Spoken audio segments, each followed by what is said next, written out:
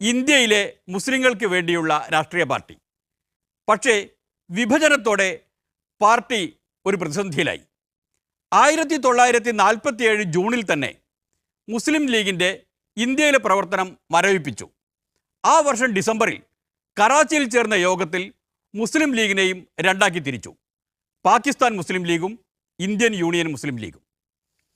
Indian union മുസ്ലിം ലീഗിൻ്റെ പ്രസിഡന്റായി തമിഴ്നാട്ടിൽ നിന്നുള്ള മുഹമ്മദ് ഇസ്മായിൽ സാഹിബ് തിരഞ്ഞെടുക്കപ്പെട്ടു. 1935 ഇടക്കാല തിരഞ്ഞെടുപ്പ് മുതൽ തന്നെ മുസ്ലിം ലീഗിൻ്റെ സാന്നിധ്യം മലബാറിൽ പ്രകടമായിരുന്നു. തദ്ദേശ സ്ഥാപനങ്ങളിലേക്കും ജില്ലാ ബോർഡിലേക്കും ലീഗ് മത്സരിച്ചു. മദിരാശി നിയമസഭയിലേക്ക് MLA-മാരെ വിജയിപ്പിച്ചു. 1952 ആദ്യ തിരഞ്ഞെടുപ്പിൽ മദിരാശി നിയമസഭയിലേക്ക് മലബാറിൽ നിന്ന് 5 MLA-മാരെ അയച്ചു, പാർലമെൻറ്റിലേക്ക് ഒരാളെയും. 1957 രണ്ടാം പൊതുതെരഞ്ഞെടുപ്പോടെയാണ് മുസ്ലിം ലീഗ് കേരളത്തിലാകമാനം അറിയപ്പെടുന്ന പാർട്ടിയായി മാറുന്നത്.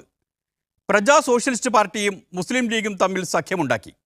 14 നിയമസഭാ സീറ്റുകളിൽ മുസ്ലിം ലീഗ് മത്സരിച്ചു.